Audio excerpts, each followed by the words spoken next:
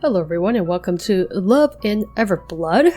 This is made by the same developer that made the Cardinal Park case, but I think it's like the same characters but it takes place in a different universe or something like that. I also saw that they made like other games which I didn't like realize previously, so I may check those out in the future. This game contains two hot dudes, childhood friend shenanigans, and a big ass magic school. Reader discretion, as always, is advised. Now let's start this little story from episode 1. About two hot dudes falling in love. A few weeks ago, you managed to get yourself accepted to the Everblood Academy for Sorcery. How pleasant. In the days leading up to class, you pack your entire life into a couple of suitcases. A couple? Seems excessive. Mom was more than happy about your acceptance. So much so that your old bedroom was revamped into a guest bedroom. Wow, she was so happy that you were leaving. Gone were all of the cracks in the walls, the questionable heater, and the hard bed painted over with money your mother claimed to not have. Yeah, you know when you're not wanted. You're not that dumb. At least it's a win-win for you and your mom. I don't think that's how a win-win works, is it? Everblood Academy is located high in Diamond Ridge, mostly because if a magical mishap occurs, it'll at least be contained to this isolated wasteland. You've never seen snow before. You'll have to get used to it here. After a long-ass carriage ride, you're dropped off at one of the dormitory halls. The building is adorned with stone arches, golden statues, even a few balconies for some of the suites. Perfect for jumping off of. Alright, that's the humor we're familiar with. You're greeted by cold air that prickles your entire body. You feel all of your hair spiking up like a cat's. Still, the cold can't stifle your excitement at the fact that I'm finally here! Rude much?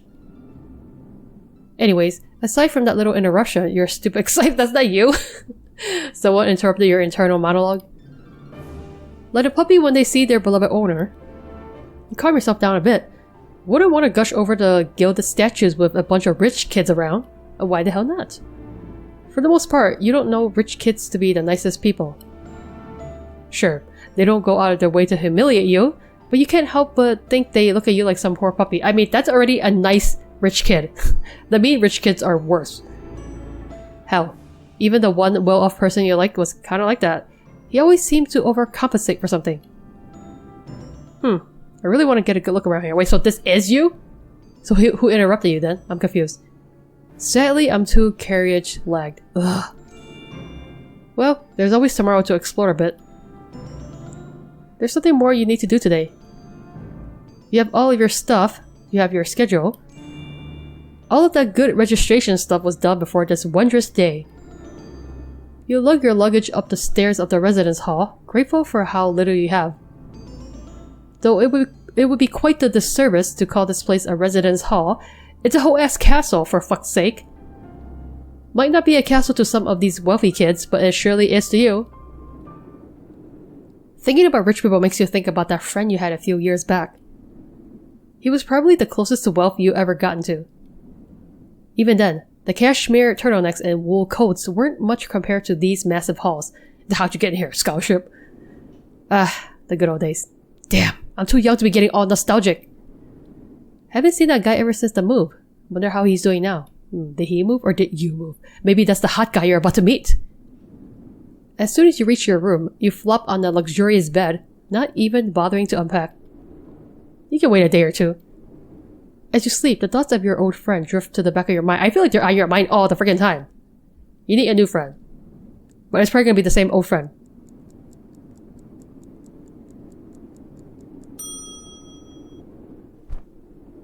You wake up to a brand new day.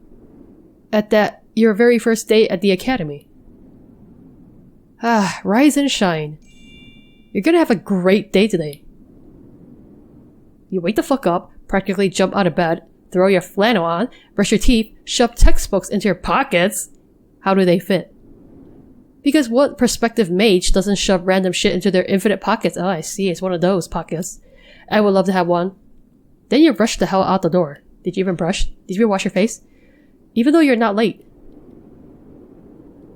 In contrast with how happy you feel, It's gray, cold, and gloomy outside. You're not used to seeing this much snow and ice outside, but you'll adjust eventually.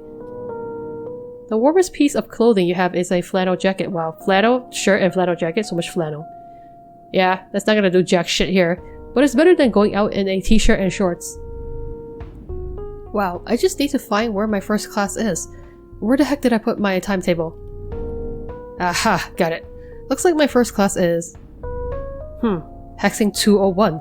Damn, somebody was so smart they skipped 101. Room 505, Great Tower.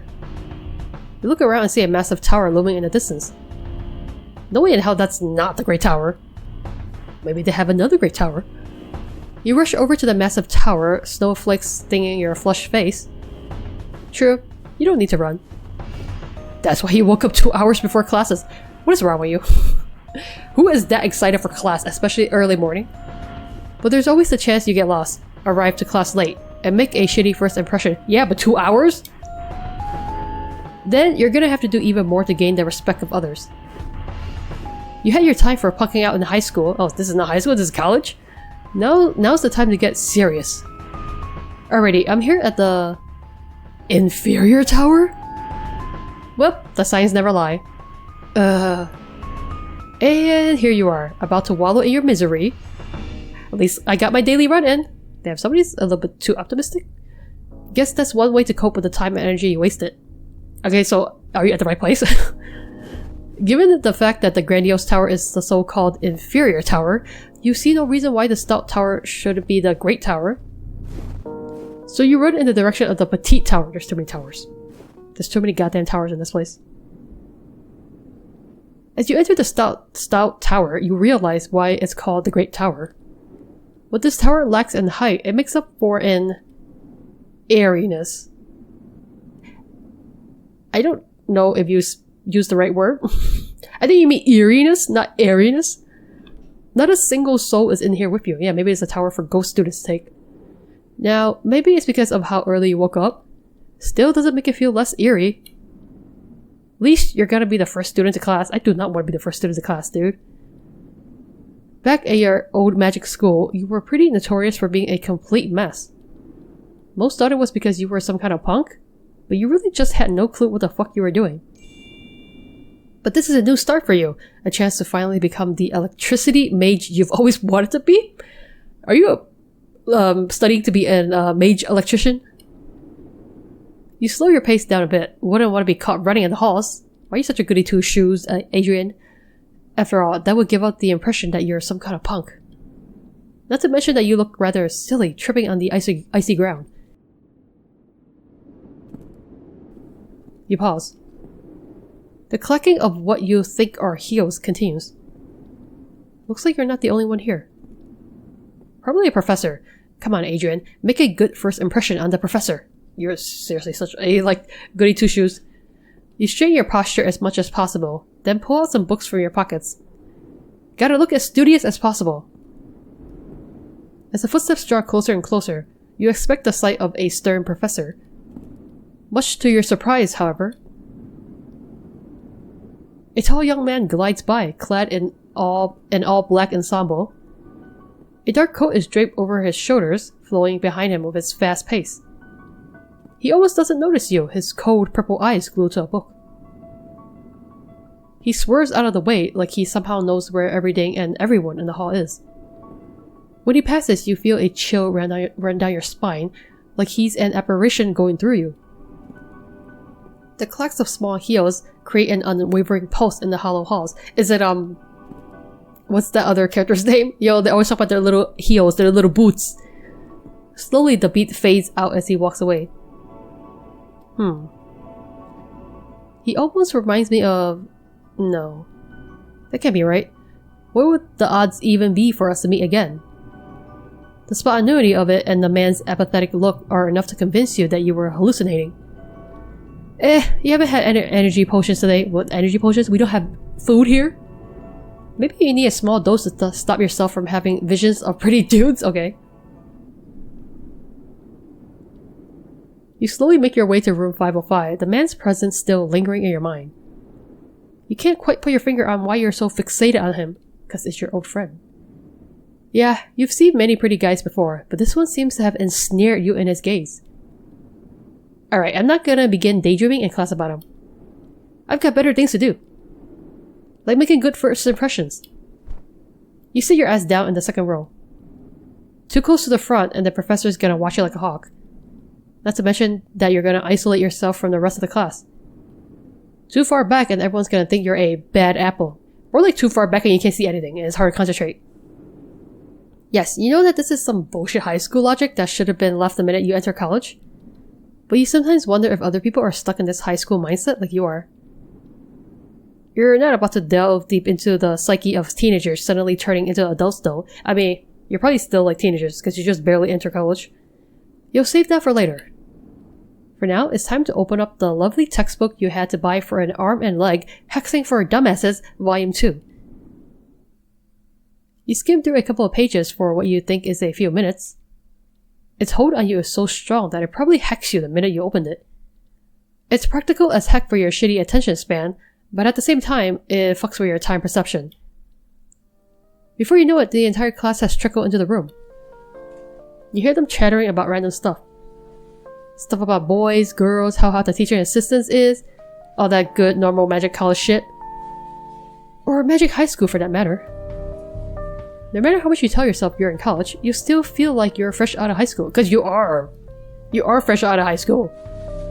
Especially since you still need to be at the command of others.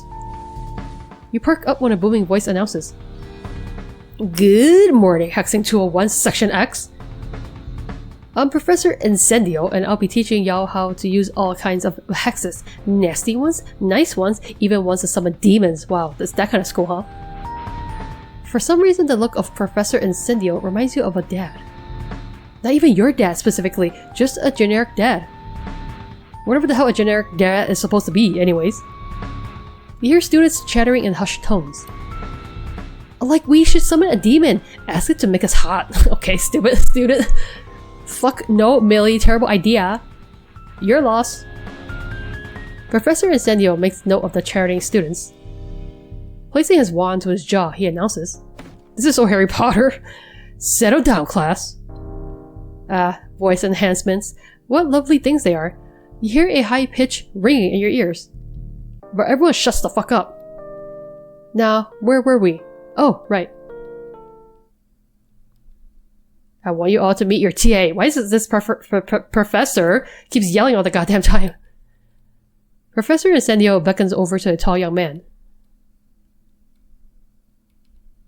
His eyes look to be glued to his tall heel boots. So much emphasis on the boots. Oh, wait a damn minute, it's that guy again. So I'm not going batshit insane. The man beside Professor Incendio stands in silence for a bit, like he's assessing the rest of the students. He finally opens his mouth. Yeah, it's literally the same name, I think. But yeah, again, this is a different universe. "My name is Oliver Cypress. I'll be your TA for the semester, as Professor Incendio stated. I am a junior plant mage, so you can come to me with questions about your classes or potential career paths." You can't quite put your finger on how to describe his voice. The closest comparison you can make is to snow. Cold, but soft. Something about that name rings a bell. Cypress. Oliver Cypress. Where have I heard that name before? You hear some of the female students and male students tittering a bit. Looks like this Oliver guy was the subject of those discussions about the hot TA. Gotta love how he's hot in every universe, right? His face remains statuesque as he looks over the students until he reaches you. He holds his gaze for a bit. You can't read what he's thinking. As the two of you lock eyes, you try to poke through your memories to determine the source of this familiarity. You think you can see hints of perplexion in his face too. But the moment is so brief that you don't get to think on it too long. Oliver resumes his commanding presence, almost like he didn't begin staring at you for a bit. Oliver conjures a large stack of fat packets. What? Fat packets? A small flower at the top of the pile. You wonder where the flower came from. His general presence makes you think he's an ice, wind, or water mage that has so many potentials. Potential like mage types. He quickly brushes the blossom off and distributes the papers with what you're pretty sure is a levitation spell. Are we gonna get into the Leviosa? The pronunciation of it all? Sometimes you'd think it would be more efficient to just do things manually. But this is an exception. The pack is divided up into an array, such that they're above each and every desk. Most of your attempts with levitation magic aren't this uniform and perfect. Usually they end with someone being smacked in the face. Your face, mostly. As you look at Oliver, he's not even breaking a sweat. Heck, he didn't even pull out a wand for this shit. Okay. Someone's showing off. He releases the papers, all of them falling onto the desk with a loud, uniform thud. You look at the paper, seems like a quiz. Oh no, pop quiz on the first day of school? You hear moaning and groaning throughout the room. How are you be testing students on the first day? They haven't learned anything yet. This is just a little quiz to get an idea of where you stand with regards to hexing. It's not going to count towards your final grade, however, so it's fine if you do horribly. Won't count towards the final grade, huh? You can all begin now. Okay, Professor, you gotta stop yelling, okay? My little, just freshly graduated out of high school ears are like, this yelling is too harsh for it. You hear the scritches and scratches of pencils against paper. You turn towards the first page. Wait a second, the hell's an ammovial hex? As you flip through the paper, you find all kinds of shit you either don't know or have a vague memory of. Well, Professor Incendio did mention that this wouldn't make an impact on the final grade. Yeah, but I think they're lying, because with all this yelling, I don't trust them as a professor. Plus, I don't think he'd think I'm a punk for not knowing half of this. Should I just give up on most of these questions? Maybe I have more time to read over the textbook after class? Okay, first choice of the game, let's save. I would say definitely fuck no. Does that mean I have to answer it though? You try your best at each and every question, thinking hard for the trickier ones. One by one, students trickle out of the classroom, turning their quizzes in at the front desk. Before you know it, you're one of the few students left. Your feet tap anxiously against the floor as you near the end of the quiz. And done. Quiz in hand, you walk up to the front desk and place the packet on top of the others. Right by Oliver. He's marking the quizzes down with a fountain pen. He's grading them already? The pressure, man. Complete with blood red ink. Looks like this quiz was an absolute bloodbath. You rush back to your desk, pack your shit up, and go, making sure to wish Professor Incendio a good day. You could have sworn that through the corner of your eye, you saw a hint of amusement in Oliver's face, probably thanks to the quizzes. So he likes that they're failing. By the time you enter the hallway, you're still trying to dissect Oliver's face. What was he thinking when he looked through the quizzes when he saw you? Wait a sec, the heck am I paying so much attention to him? You initially think it's because he's hot as hell, but that doesn't make sense. Plenty of guys at this academy are hot. None of them have enchanted you like this one. Then you would think that he placed a hex on you. Isn't that a song? You placed a hex on me? Thing is that there's no way he could have placed a hex that strong on me, right? The one thing that stays constant in your thoughts is familiarity. I swear that I've seen that guy somewhere before. You're about to run off to who knows where when you realize your shoelace is untied. Oh no, you're about to pick...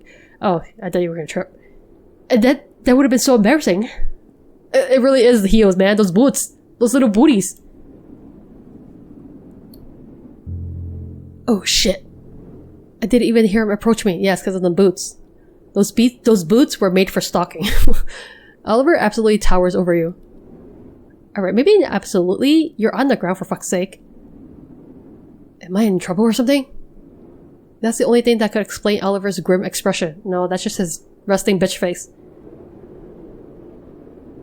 Do you mind if I speak with you? Sure. He begins to walk away. Is that I'd like to speak with you, and then he just walks away. Looks like when he asked do you mind, he really meant it that way. Hold on, I don't mind. Oliver stops in his tracks, then turns back to you. He doesn't say a peep for a long moment. Almost like he didn't have a clue on how to start this conversation. No, he's acting all stoic and cool, but actually, he's a nervous wreck on the inside.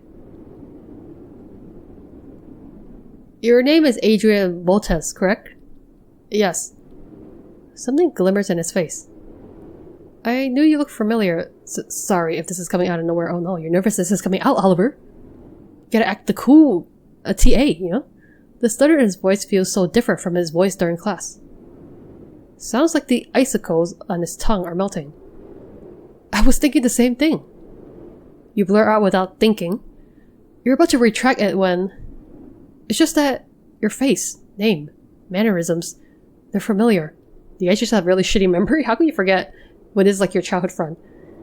Then I thought you were someone I knew long ago. Oliver stares off into nowhere. I know that this is strange, to say the least. It is. It's strange that we're both thinking the same thing. When did you know this person?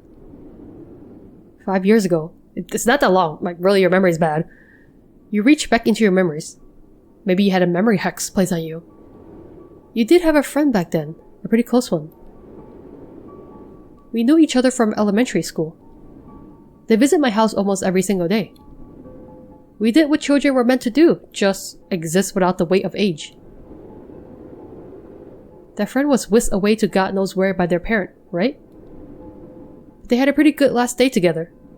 So are you saying Adrian got whisked away or Oliver got whisked away? Eating at places, probably pissing their parents off, all the good stuff.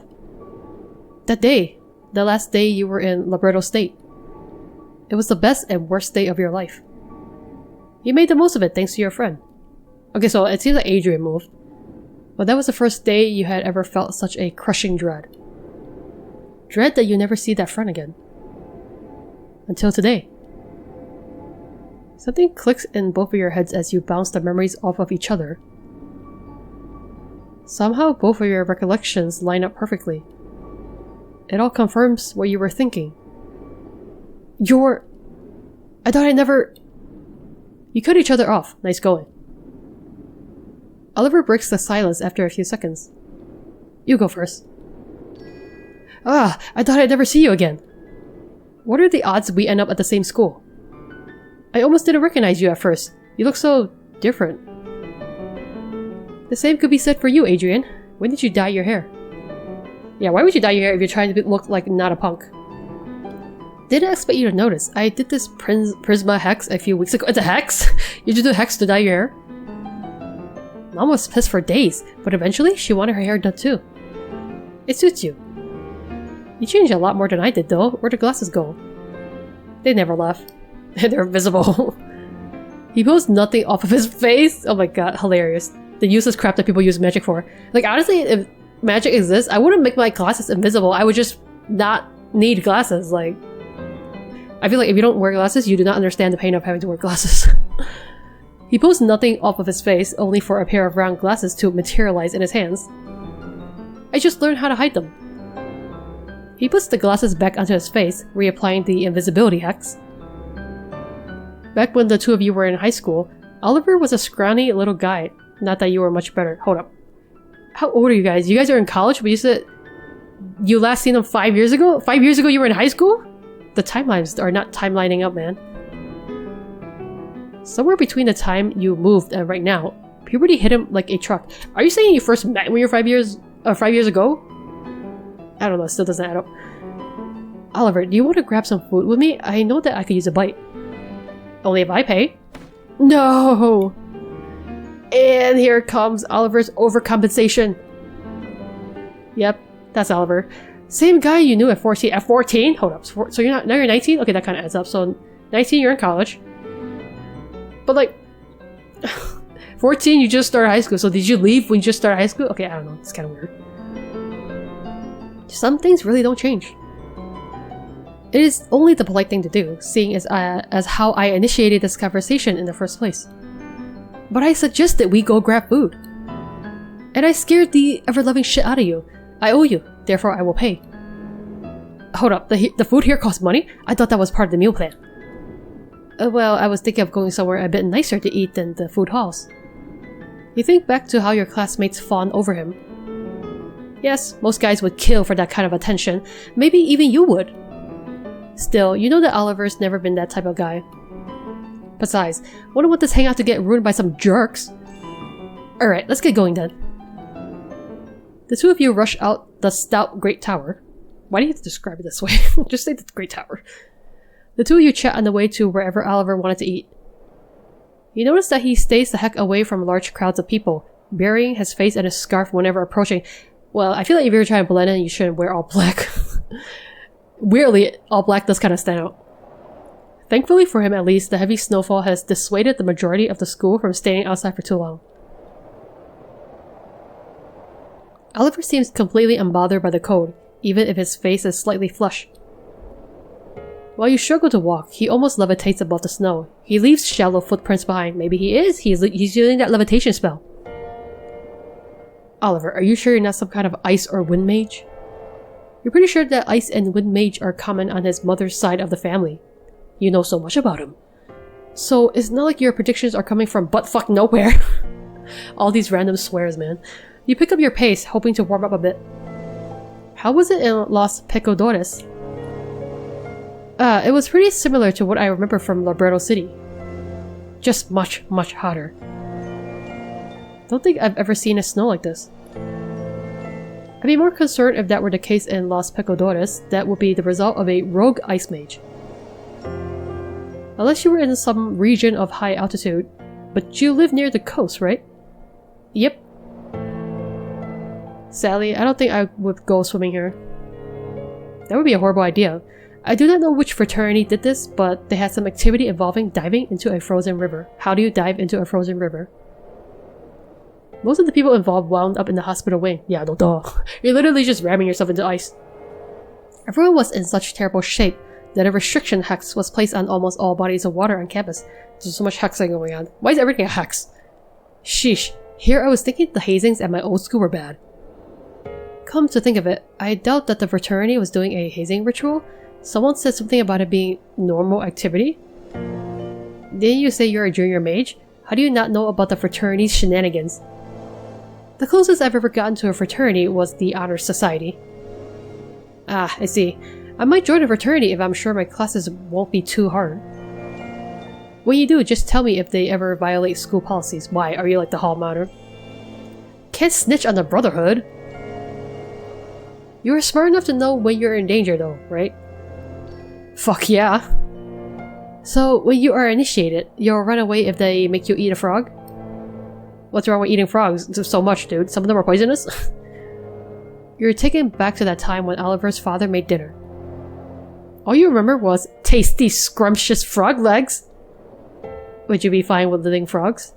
Hell no, I'm not eating a frog if it hasn't croaked. Oliver smiles and nods his head at you.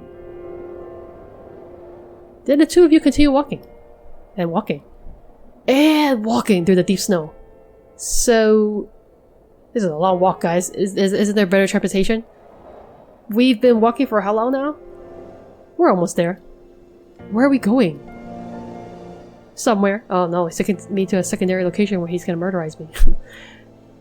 That's not an answer. I think that you might like something from where we're going to. Alright, Oliver, I'm trusting you not to fuck up my taste buds. The two of you continue chattering away about random stuff. Like the school's campus. For some reason you expected there to be much more structure to the campus. In the sense that you thought there would be fences, pathways, signs, all that good stuff. Here you are though, out and about with Oliver Cypress in the middle of a peaceful forest. It's too nice for a first day at college. I don't like that as ominous. That's very ominous. Alright, I think I might leave this here. I'm assuming this first episode is probably going to be like about an hour long, so I think I'll split it into two parts because so much reading is a wreck on my throat.